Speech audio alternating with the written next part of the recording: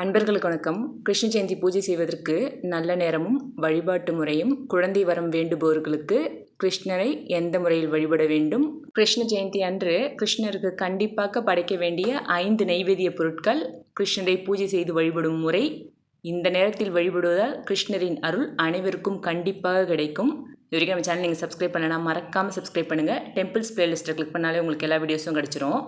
கிருஷ்ணரை அனைவரின் வீட்டிலும் எழுந்தருள செய்து அவரின் அருளை பெறுவதே கிருஷ்ண ஜெயந்தியின் நோக்கம்.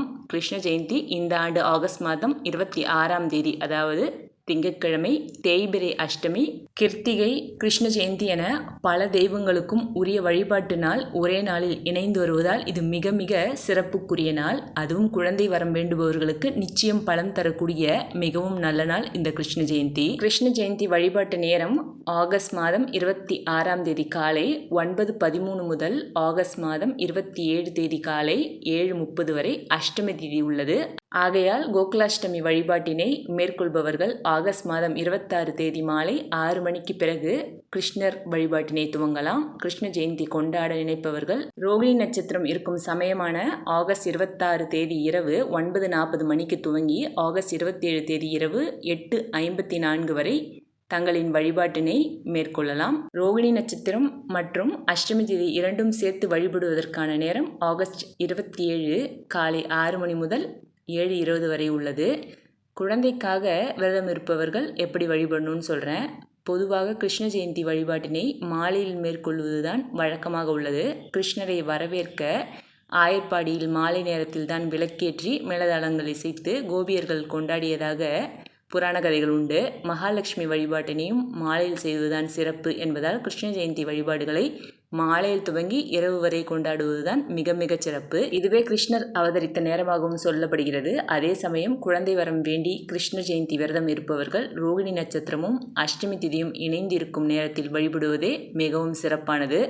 அதனால் ஆகஸ்ட் மாதம் 27 காலை தங்களின் வழிபாட்டினை குழந்தைக்காக விரதம் இருப்பவர்கள் மேற்கொள்ளலாம். வழிபாட்டு முறை சொல்கிறேன். கிருஷ்ண ஜெயந்தி வீட்டை சுத்தம் செய்து ஒரு மணப்பலகையில் கிருஷ்ணரின் படம் அல்லது சிலையை வைத்து வாசனையான மலர்களால் அலங்கரிக்க வேண்டும். குழந்தை வரத்திற்கு விரதம் இருப்பவர்கள் தவழ்ந்த நிலையில் இருக்கும் குட்டி கண்ணனின் சிலையை வாங்கி வைத்து வழிபடுவது மிக மிக சிறப்பை தரும். வீட்டு வாசலில் துவங்கி கிருஷ்ணரின் படம் வைத்திருக்கும் இடம் அல்லது பூஜை அறை வரையில் கிருஷ்ணரின் பாதங்கள் வரைய வேண்டும். கிருஷ்ணரின் படத்திற்கு முன்பு சிறிய நெய் விளக்கு ஏற்றி வைத்து வழிபடுதல் வேண்டும். கிருஷ்ணருக்கு நைவேத்தியமாக நம்மால் என்னவெல்லாம் முடிகிறதோ அவை அனைத்தும் செய்து நாம் படைக்கலாம். பல வகையான கலவை சாதங்கள், இனிப்பு வகைகள், சீடை, முறுக்கு, லட்டு போன்ற பலவிதமான பட்சணங்கள் நாம் செய்து படைக்கலாம். அதோடு பழங்கள் என்னென்ன கிடைக்கிறதோ அவற்றை வைத்து நாம் வழிபடலாம். கிருஷ்ணருக்கு தவறாமல் 5 பொருட்கள் வச்சு நம்ம படைக்கணும். அது என்னென்னா, பல வகையான நைவேத்தியங்கள் படைத்து வழிபட முடியாவிட்டாலும் கண்டிப்பாக இந்த பொருட்களை வைத்து நம் வழிபடுவது நமக்கு சிறந்த பலனை தரும். கண்ணனுக்கு மிகவும் விருப்பமான பால் பொருட்களான பால், தயிர், வெண்ணெய், நெய், மோர் இந்த 5 பொருட்கள் வைத்து படைக்கலாம். அதோடு அவல் வைத்து படைக்க வேண்டும். பால் பொருட்களில் இத்தனை வச்சு படைக்க முடியாவிட்டாலும் நிச்சயம் வெண்ணெயும் அவளும் வச்சு படைங்க. கிருஷ்ணருக்கு ரொம்ப ரொம்ப பிடிச்சது. நைவேத்தியமாக நம்ம என்ன கொடுக்குறோமோ அதை நிச்சயம் ஏற்றுப்பார் கண்ணன். பகவான் மகாவிஷ்ணுவின் தசாவதாரங்களில் அனைவரின் உள்ளம் கவர்ந்த அவதாரம் கிருஷ்ண அவதாரம். கிருஷ்ணன் என்றால் கருப்பு நிறம் கொண்டவன் என்பது பொருள். அப்படி கார்மேக வண்ணனாக கண்ணன் அவதரித்த தினமே நாம் கொண்டாடும் கிருஷ்ண ஜெயந்தி கோகுலாஷ்டமி என்று கொண்டாடுகின்றோம். அஷ்டமி என்றால் 8வது நாள் என்பது பொருள். ஆவணி மாதம் தேய்பிரை அஷ்டமியே கோகுலாஷ்டமி என்று போற்றப்படுகிறது. பெரும்பாலும் தெய்வங்களின் அவதார தினங்களை திதி கொண்டே வழிபடுவது வழக்கம். சில வழிபாடுகள் மட்டும் நட்சத்திரங்களின் அடிப்படையில் அமைவதுண்டு. அதுபோன்று கண்ணனின் அவதார நிகழ்ச்சி நட்சத்திரம் ரோகிணி. ஆவணி ரோகிணியும் அஷ்டமி திதியும் இணைந்த நாளே கண்ணன் அவதாரம் செய்தான். சில ரோகிணி நட்சத்திரத்தின் அடிப்படையில் கண்ணனுக்கு அவதாரத்தை கொண்டாடுவார்கள். பெரும்பாலும் இந்த 2 தினங்களும் அடுத்தடுத்த நாட்களில் வருவது வழக்கம். சில ஆண்டுகள் ஒரே நாளில் வரும். வீடுகளில் கோகுலாஷ்டமியாகவும் ஆலயங்களில் கிருஷ்ண ஜெயந்தியாகவும் கொண்டாடுவது வழக்கம். கோகுலாஷ்டமி கொண்டாடுவதற்கான நேரத்தை திரும்பவும் சொல்கிறேன். ஆகஸ்ட் மாதம் 26ஆம் தேதி திங்கட்கிழமை காலை 9:12 மணி வரை சப்தமி திதி. அதற்கு பிறகு அஷ்டமி திதி துவங்குகிறது. அதற்கு மறுநாள் ஆகஸ்ட் 27 காலை 7:30 வரை அஷ்டமி திதி உள்ளது. எனவே 26 மாலை கோகுலாஷ்டமி கொண்டாடுவதே சிறப்பு. எப்பொழுதும் இரவு அஷ்டமி இருக்கிறதோ அப்பொழுதுதான் கொண்டாட வேண்டும். ரோகிணி நட்சத்திரத்தை பொறுத்தவரை 26ஆம் தேதி திங்கள் இரவு 9:40 மணிக்கு பிறகு தொடங்கி 27 தேதி இரவு 8:54 வரை நீடிக்கிறது. இந்த இரண்டும் இணைந்து வரும் நேரத்தில் கோகுலாஷ்டமி கொண்டாடுவதுதான் மிக மிக சிறப்பு. முன்னமே சொன்ன மாதிரி முறுக்கு, சீடை, அதிரசம் செய்து நம்ம படைக்கலாம்.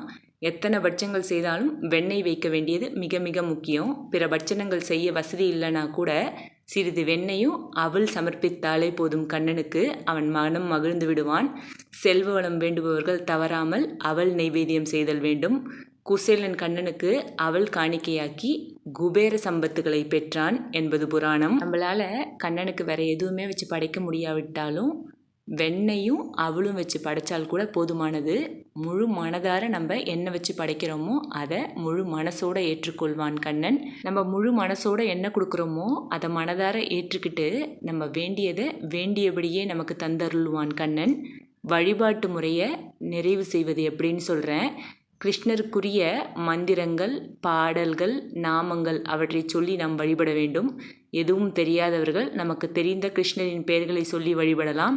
கிருஷ்ண ஜெயந்திக்காக அரிசி மாவினால் போடப்பட்ட கிருஷ்ணரின் பாதங்களை அன்று இரவு முழுவதும் அப்படியே விட்டுவிட வேண்டும். மறுநாள் காலை பூஜை அறையில் இருக்கும் கிருஷ்ணர் படத்திற்கு கற்பூர ஆரத்தி காட்டி வழிபட்ட பின் கிருஷ்ணரின் பாதம் எப்பொழுதும் நம்முடைய வீட்டில் பதிந்திருக்க வேண்டும் என்று நாம் மனதார வேண்டிக் கொண்டு ஒரு துணியால் அந்த பாதங்களை நாம் துடைத்து சுத்தம் செய்ய வேண்டும். கிருஷ்ணரோட பரிபூர்ண அருள் நம்ம அனைவருக்கும் கிடைக்கப் பெறுவோம். நம்ம சேனலை இது வரைக்கும் சப்போர்ட் பண்ண அனைத்து அன்பர்களுக்கும் நன்றி. நம்ம சேனலை இது வரைக்கும் சப்ஸ்கிரைப் பண்ணாதவங்க சப்ஸ்கிரைப் பண்ணுங்கள், கமெண்ட் பண்ணுங்கள், லைக் பண்ணுங்கள். உங்களுக்கு நேரம் கிடைக்கும் போது அத்தனை பதிவுகளையும் முழுமையாக கேளுங்க. பிற உயிர்களையும் தம் உயிர் போல் நேசிப்போம். அனைவரிடத்திலும் அன்போடு இருப்போம். பெரியோர்களை மதிப்போம். நம்மால் முடிந்த உதவியை நாள்தோறும் செய்வோம். பிறரோட மனசை நம்ம காயப்படுத்தவே கூடாதுங்க. நம்ம அறிந்தும் அறியாமலும் செய்த தவறு கூட நம்ம எத்தனை பிறவி எடுத்தாலும் அது நம்ம கூடயே வருங்க. அதனால் முடிந்த அளவு யார் மனதையும் காயப்படுத்தாமல் இருக்கணும். உங்களுக்கு நேரம் இல்லைன்ற காரணத்துக்காக நம்ம வீட்டில் உள்ள பெரியவங்ககிட்ட பேசாமல் இருக்காதீங்க. அவங்க கூட கொஞ்சம் நேரம் டைம் ஸ்பெண்ட் பண்ணி மனதார பேசுங்கங்க. அவங்க உங்ககிட்ட வேறு எதையும் எதிர்பார்க்க மாட்டாங்க. நீங்கள் பேசுகிற அந்த கொஞ்ச நேரம்தான் அவங்க ரொம்ப சந்தோஷமாக இருப்பாங்க. இன்றைய நாள் மோசமாக இருக்கலாம், நாளைய நாள் இதைவிடவும் மோசமாக இருக்கலாம். நாளை மறுநாள் நிச்சயம் பிரகாசிக்கும் என்ற தன்னம்பிக்கையோடு செயல்படுவோம். இந்த கிருஷ்ண ஜெயந்தி நல்ல நாளில் அன்பர்கள் வேண்டியதை அனைத்தும் கிருஷ்ணன் வழங்கி அனைவருக்கும் அருள் புரியட்டும். நம்பிக்கையோடு செயல்படுவோம். எல்லாம் வல்ல இறைவன் நம்ம எல்லோர் கூடயும் இருந்து நாம் செய்யும் அனைத்து காரியங்களையும் துணை புரிவார். நன்றி, வணக்கம்.